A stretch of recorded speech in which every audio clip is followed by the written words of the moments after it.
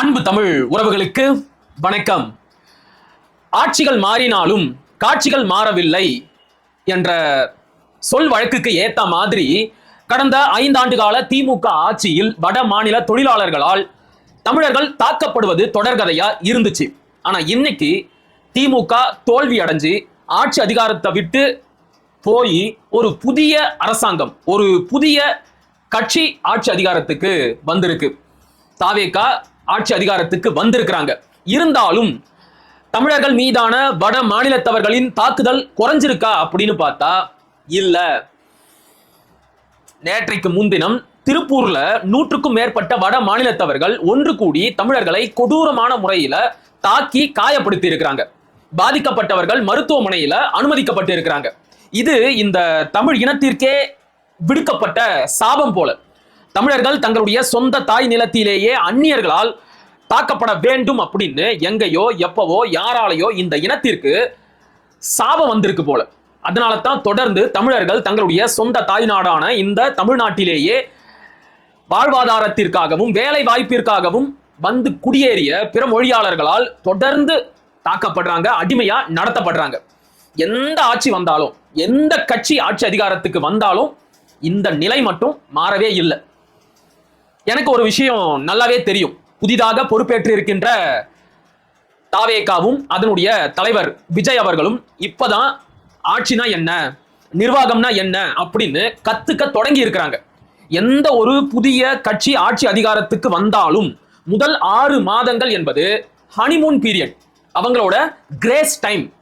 இந்த 6 மாசத்துல தான் அவங்க ஆட்சினா என்ன, அதிகாரம்னா என்ன, அரசு நிர்வாகம்னா என்ன, எதை எப்படி செய்யணும், எதை எப்படி செய்யக்கூடாது அப்படிங்கறத எல்லாம் கத்துக்குவாங்க. அதனால இந்த 6 மாசத்துல திரு விஜய் அவர்கள் கிட்டையோ இல்லைன்னா தாவேகா கிட்டையோ இந்த வட மாநிலத்தவர்கள் தாக்குதலுக்கு எதிராக எந்த ஒரு தீர்வையும் எதிர்பார்க்க முடியாது அப்படின்னு எனக்கு நல்லாவே தெரியும். ஆனா இன்னொரு விஷயத்தையும் நாம சிந்திச்சு பார்க்கணும். இப்ப தமிழர்களின் தாய் நாடான இந்த தமிழ்நாட்டில் அளவுக்கு அதிகமான வட மாநில தொழிலாளர்களின் குடியேற்றத்தை பற்றி தாவேகாவிற்கோ அதனுடைய தலைவர் விஜய் அவர்களுக்கோ ஏதாச்சும் புரிதல் இருக்கா அப்படின்னு பார்த்தா கண்ணுக்கு எட்டிய தூரம் வரைக்கும் அந்த புரிதல் இருக்கிற மாதிரியே தெரியல.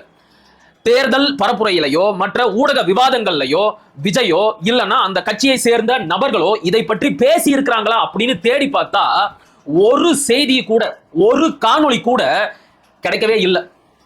அப்ப அவங்களுக்கு இந்த வட மாநிலத்தவர்கள் குடியேற்றம் பற்றி எதுவுமே தெரியல. இது வரைக்கும் எதுவுமே தெரியல அப்படின்னா கூட பரவாயில்ல, இதன் பிறகு தெரிஞ்சிக்க முயற்சி பண்ணுங்க. நம்முடைய தாய்நாடான இந்த தமிழ்நாட்டில் அளவுக்கு அதிகமாக பிற மொழியாளர்கள் வந்து குடியேறுவது நம்முடைய எதிர்காலத்திற்கு, தமிழர்களின் வாழ்வாதாரத்திற்கு மிகப்பெரிய ஆபத்தாக வந்து முடியும். இதையெல்லாம் முன்கூட்டியே உணர்ந்ததால தான் அண்ணன் சீமானோ ஐயா மணியரசனோ தொடர்ந்து ILP அப்படின்னு சொல்லப்படுகின்ற உள் நுழைவு அனுமதி சீட்டு, இன்னர் லைன் பெர்மிட் முறையை கொண்டு வாங்க அப்படின்னு தலப்பாடா அடிச்சுக்கிறோம்.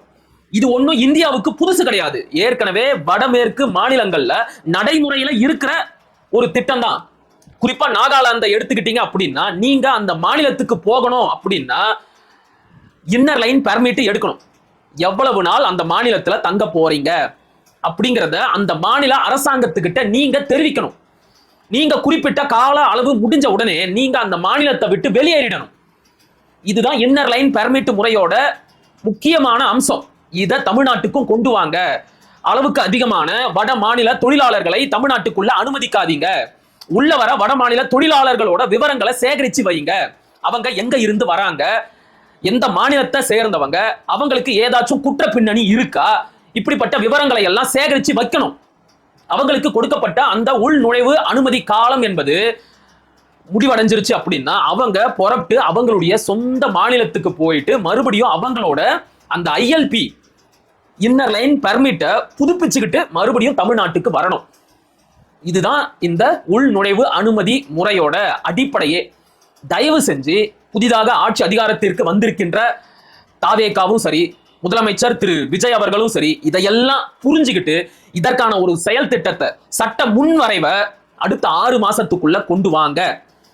இல்லைன்னா நம்முடைய சொந்த தாய் நாட்டிலேயே நாம் அகதியாக்கப்படுவோம். தெளிவா புரியுதா? நம்முடைய தாய் நாடு நம்முடைய கையை விட்டு போயிரும். மிகப்பெரிய பேராபத்துல நாம மாட்டிக்குவோம். நமக்கு ஏற்கனவே ஒரு நல்ல பாடம் கற்பிக்கப்பட்டுச்சு. எப்ப? 2009. நம்முடைய சொந்த தாய் நிலம் ஈழம், எங்கிருந்தோ வந்து குடியேறிய சிங்களவர்களால் நம்முடைய சொந்த தாய் நிலத்திலேயே நாம் இனப்படுகொலை செய்யப்பட்டு இன்றைக்கு அகதிகளாக மாற்றப்பட்டு இருக்கிறோம். இந்த அவலம் தமிழ்நாட்டுக்கும் வந்துடக்கூடாது. எனவே புதிய அரசாங்கம் இதையெல்லாம் கணக்கில் எடுத்துக்கிட்டு உடனடியாக இன்னர் லைன் பெர்மிட் முறையை கொண்டு வருவதற்கான நடவடிக்கையை எடுக்கணும். ஆனா அதுக்கு முன்னாடி இன்னொரு வேலையை செய்யணும். நேற்றைக்கு முன்தினம் தமிழர்களை தாக்கிய அந்த வட மாநில ரவுடி கும்பலை கைது செஞ்சு சிறையில அடைக்கணும். கடுமையான சட்ட நடவடிக்கைகள் எடுக்கப்பட்டால் ஒழிய இப்படிப்பட்ட சம்பவங்கள் நடைபெறுவதை நம்மால் தடுக்க முடியாது. அதனால தாக்குதல் நடந்து 2 நாள் ஆச்சு. இதுக்கு மேலையும் தாமதிக்காம அந்த வட மாநில ரவுடி கும்பலை கைது செஞ்சு சிறையில அடைக்கணும். இறுதியா இன்னொரு விஷயம், மக்கள் எங்களை கைவிட்டு இருக்கலாம், நாம் தமிழர் கட்சியை தேர்தலில் தோற்கடிச்சிருக்கலாம். ஆனா இன்னைக்கு என்னுடைய மக்களுக்கு ஒரு பிரச்சனை அப்படின்னு உடனே முதல் ஆளா களத்துக்கு வந்தது நாம் தமிழர் கட்சி தான். வட மாநில தொழிலாளர்களால் தமிழர்கள் தாக்கப்பட்டதை எதிர்த்து நாம் தமிழர் கட்சியோட தொழிற்சங்க பாசறை திருப்பூர்ல மிகப்பெரிய ஆர்ப்பாட்டத்தை நடத்தி இருக்கிறாங்க. வேற எந்த கட்சியும் களத்துக்கு வரல. முதல் தேர்தலையே வெற்றி பெற்று ஆட்சி அதிகாரத்துக்கு வந்துட்டோம் அப்படின்னு இன்னைக்கு பெருமை பேசி கொண்டிருக்கின்ற தாவேகா கூட அந்த பக்கம் எட்டி பார்க்கல. ஆனா எங்களுடைய கட்சி நாம் தமிழர் கட்சி களத்துக்கு வந்திருக்கு. நாம் தமிழர் கட்சியின் திருப்பூர் வேட்பாளர் தங்கை அபிநயா நிறைமாத கர்ப்பிணி, வயிற்றுல கருவை சுமந்துகிட்டு இருக்கிறாங்க. உச்சி வெயில்ல களத்துக்கு வந்து மக்களுக்காக போராடுறாங்க. மக்கள் எங்களை கைவிட்டாலும் நாங்கள் இந்த தமிழ்நாட்டையும் தமிழ் மக்களையும் கைவிட மாட்டோம். புரியுதா? சரி, இது ஒரு பக்கம் இருக்கட்டும். நேற்றைக்கு சட்டமன்றத்துல மிகப்பெரிய கேலி கூத்து ஒண்ணு நடந்திருக்கு. எதிர்க்கட்சி தலைவரான திரு உதயநிதி ஸ்டாலின் அவர்கள் ஆளுங்கட்சியை நோக்கியும் முதலமைச்சர் திரு விஜயை நோக்கியும் அடுக்கடுக்கான பல குற்றச்சாட்டுகளை முன் வச்சிருந்தாரு. முன் வச்சுட்டு அவரு அவைய விட்டு வெளிநடப்பு செஞ்சுட்டாரு. சட்டமன்றத்துல கேட்கப்பட்ட கேள்விகளுக்கு முதலமைச்சர் விஜய் அவர்கள் சட்டமன்றத்துல பதில் சொல்லாம சட்டமன்றம் முடிஞ்சு எல்லாரும் வீட்டுக்கு போனதுக்கு அப்புறம் ட்விட்டர்ல பக்கம் பக்கமா பதில் சொல்றாரு. இதையெல்லாம் என்னன்னு சொல்றது? முதலமைச்சர் திரு விஜய் அவர்களே, சட்டமன்றத்துல கேட்ட கேள்விக்கு சட்டமன்றத்துல தான் பதில் சொல்லணும். நீங்க ட்விட்டர்ல சொல்ற பதிலை எல்லாம் யாரும் கணக்குல எடுத்துக்க மாட்டாங்க.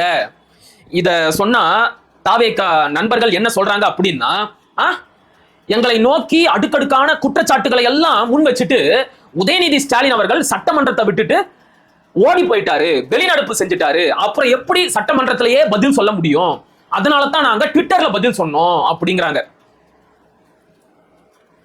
ஈஸ்வரா, அன்பு தாவேகா நண்பர்களே, சட்டமன்றம்னா என்ன, சட்டமன்ற அவை குறிப்புனா என்ன அப்படிங்கிற அடிப்படை தெரிஞ்சிருந்தா நீங்க இப்படி பேசி இருக்க மாட்டீங்க. இப்ப நாளைக்கு ஒருத்தர் விஜயோட வரலாறை எழுதணும் அப்படின்னு அவருடைய சட்டமன்ற அவை குறிப்புகளை எல்லாம் எடுத்து பார்த்தா முதல் சட்டமன்ற கூட்டத்தொடரில் எதிர்க்கட்சி தலைவரான உதயநிதி ஸ்டாலின் அவர்கள் ஆளுங்கட்சியான தாவேகாவை நோக்கியும் முதலமைச்சர் விஜயை நோக்கியும் அடுக்கடுக்கான பல குற்றச்சாட்டுகளை முன்வைத்திருந்தார். அதற்கு முதலமைச்சர் தரப்பில் இருந்து எந்த ஒரு மதிப்புமிக்க பதிலும் கொடுக்கப்படவில்லை அப்படின்னு இருக்கும். இது ஓகேவா? அதனால தான் சொன்னேன், சட்டமன்றத்துல கேட்கப்பட்ட கேள்விக்கு சட்டமன்றத்திலேயே பதில சொல்லணும். நீங்க ட்விட்டர்ல போடுற பதிவை எல்லாம் யாரும் கணக்குல எடுத்துக்க மாட்டாங்க, வரலாறும் அதையெல்லாம் மதிக்காது. புரியுதா? அது சரி, உங்களுடைய முதலமைச்சர் வச்சுக்கிட்டா வஞ்சனை பண்றாரு, அவருக்கு எதுவும் தெரியாது அப்படின்னு எங்களுக்கு நல்லாவே தெரியும். அதனால தானே இன்னைக்கு வரைக்கும் ஒரு செய்தியாளர் சந்திப்பை கூட நடத்தல. சோ இப்படியே சட்டமன்றத்தை நடத்துங்க, ரொம்ப காமெடியா இருக்கும். பதில் சொல்ல முடியாத அளவிற்கு அப்படி என்ன கிடுக்குப்பிடி கேள்விகளை உதயநிதி ஸ்டாலின் அவர்கள் கேட்டுட்டாரு.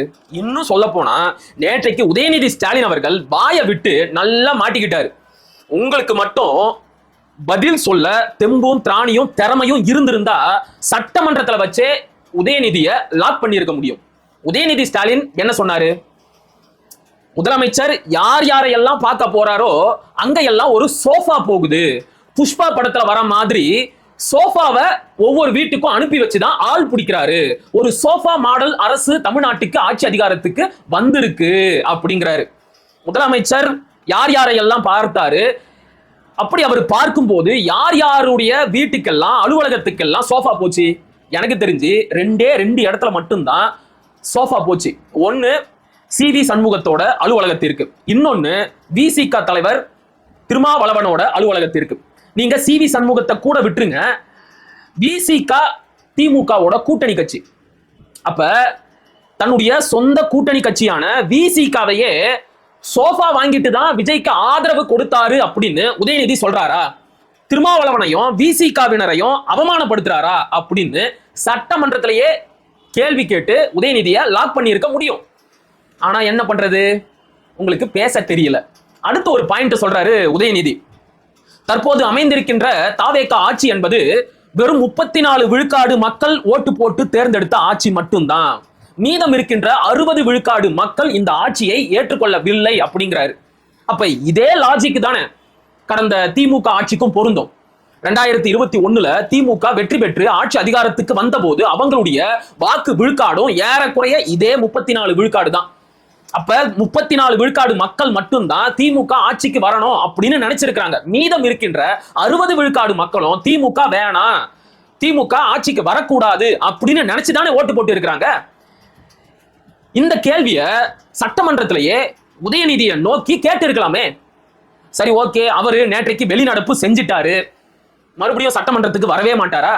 இன்னைக்கு சட்டமன்றத்தை கூட்டி இருக்கலாம். நேற்றைக்கு கேள்வி கேட்டுட்டு ஓடி போயிட்டீங்க, இன்னைக்கு நீங்க கேட்ட கேள்விக்கெல்லாம் பதில வாங்கிக்கோங்க அப்படின்னு நேற்றைக்கு ட்விட்டர்ல போட்டதையெல்லாம் இன்னைக்கு சட்டமன்றத்திலேயே படிச்சிருக்கலாமே. ஆக பேச்சு திறமையும் இல்ல, நிர்வாக திறமையும் இல்ல. தமிழ்நாட்டு மக்களை நினைச்சா ஒரு வடிவேலு காமெடி தான் ஞாபகத்துக்கு வருது. எப்படி சிக்கியிருக்கேன் பாத்தியா? ஐயோ சாமி. சரி, இறுதியாக அண்ணன் சீமானுக்கு எதிராக பொய் செய்தியை, அவதூறுகளை பரப்பி கொண்டிருக்கும் புதிய தலைமுறை என்னும் புழுகு மூட்டை, இதை பத்தி கொஞ்சம் சுருக்கமா பார்த்துட்டு காணொலியை முடிச்சுக்கலாம். நேற்றைக்கு அண்ணன் சீமான் அவர்கள் அவருடைய அப்பா செந்தமிழன் அவர்களின் நினைவு நாளை அனுசரிப்பதற்காக தன்னுடைய சொந்த ஊருக்கு புறப்பட்டு போனாரு. போற வழியில வழக்கம் போல செய்தியாளர்கள் அண்ணன் சீமான் அவர்களை பேட்டி எடுக்க முயற்சி பண்ணாங்க. குறிப்பா புதிய தலைமுறை செய்தியாளர் அண்ணன் சீமான் அவர்களை துரத்திக்கிட்டே வந்து எப்படியாச்சும் பேட்டி எடுத்துடணும் அப்படின்னு முயற்சி பண்ணாரு. ஆனால் அண்ணன் சீமான் அவர்கள் அந்த செய்தியாளர் சந்திப்பை தவிர்த்துட்டாரு. ஒரு முறை இல்ல, 2 முறையும் புதிய தலைமுறை செய்தியாளர் சந்திப்ப அண்ணன் சீமான் அவர்கள் நேற்றைக்கு தவிர்த்துட்டாரு. இது மிகப்பெரிய அளவிற்கு இணையதளங்கள்ல ட்ரெண்ட் ஆயிடுச்சு. பலரும் அண்ணன் சீமான் அவர்களுக்கு வாழ்த்துக்கள் சொன்னாங்க. இதான சரியான வழிமுறை, இப்படியே பண்ணுங்க. தேர்தல் நேரத்துல நம்மை மட்டம் தட்டி மற்றவைகள் என்ற இடத்துல வச்ச இந்த ஊடகங்களுக்கு இப்படித்தான் பாடம் புகட்டணும் அப்படின்னு பலரும் அண்ணன் சீமான் அவர்களுக்கு தங்களுடைய வாழ்த்தை தெரிவிச்சாங்க. இந்த அவமானத்தையும் புறக்கணிப்பையும் தாங்கிக் கொள்ள முடியாத அந்த புதிய தலைமுறை என்னும் புழுகு மூட்டை ஊடகம் இன்று காலை அண்ணன் சீமானுக்கு எதிராக ஒரு அவதூறு செய்தியை பரப்பிக்கிட்டு இருக்கிறாங்க. அது என்னன்னா, முதலமைச்சர் திரு விஜய் அவர்கள் என்றைக்கு செய்தியாளரை சந்திக்கிறாரோ அதன் பிறகுதான் நான் செய்தியாளரை சந்திப்பேன் அப்படின்னு அண்ணன் சீமான் அவர்கள் முடிவெடுத்திருக்கிறாராம். அதனால தான் நேற்றைய செய்தியாளர் சந்திப்பை அவரு புறக்கணித்து விட்டு போயிட்டாராம். நான் தெரியாமத்தான் கேட்கிறேன், வெக்கமா இல்ல, அசிங்கமா இல்ல? சோத்துல உப்பு போட்டு தானே திங்குறீங்க. எப்படா கூசாம இப்படி ஒரு பொய் செய்தியையும் அவதூறு செய்தியையும் பரப்பிட்டு சோற தின்னுட்டு ராத்திரி போய் நிம்மதியா தூங்குறீங்க? ஒரு தலைவருக்கு எதிராக எந்த அளவிற்கு கட்டமைக்கப்பட்ட ஒரு பொய் செய்தியையும் அவதூறு செய்தியையும் பரப்புறாங்க பாருங்க. ஒருவேளை இவங்க சொல்ற மாதிரி அண்ணன் சீமான் அவர்கள் அப்படி ஒரு முடிவை எடுத்திருந்தா அதை நேரடியா ஊடகத்தை சந்திச்சே சொல்லுவாரு. என்றைக்கு முதலமைச்சர் விஜய் அவர்கள் செய்தியாளர்களை சந்திக்கிறாரோ அதன் பிறகுதான் நான் செய்தியாளர்களை சந்திப்பேன் அப்படின்னு ஊடகத்தை கூட்டி வச்சு மூஞ்சிக்கு நேரா பதில் சொல்லுவாரு. செய்தியாளர்களை சந்திப்பதற்கும் அவர்கள் கேட்கும் கேள்விகளை எதிர்கொள்வதற்கும் பயப்படுவதற்கு நாங்க என்ன முதலமைச்சர் திரு விஜயா, இல்லைன்னா தாவேகா கட்சியை சேர்ந்த செய்தி தொடர்பாளர்களா? நாம் தமிழர் கட்சி அண்ணன் சீமான் அவர்கள், அவருடைய தம்பிகள் நாங்க. எந்த ஒரு செய்தியாளர் சந்திப்பை பார்த்தும் பயப்பட வேண்டிய அவசியம் எங்களுக்கு கிடையாது. புதிய தலைமுறை பரப்பிய இந்த செய்தி அப்படிங்கிறது முழுக்க முழுக்க பொய், அவதூறு. நேற்றைக்கு அண்ணன் சீமான் அவர்கள் புதிய தலைமுறை செய்தியாளரை புறக்கணிச்சிட்டாரு அப்படிங்கிற கோபத்துல, வன்மத்துல, அந்த அசிங்கத்தையும் அவமானத்தையும் தாங்கிக்க முடியாம இப்படி ஒரு அவதூறை பரப்பிக்கிட்டு இருக்கிறாங்க. நான் இன்னொரு விஷயம் கேட்கிறேன், நாங்க எதுக்காக உங்களுக்கு பேட்டி கொடுக்கணும்? நாங்க தான் மற்றவையாச்சே, நாங்க தான் யாரோ ஆச்சே.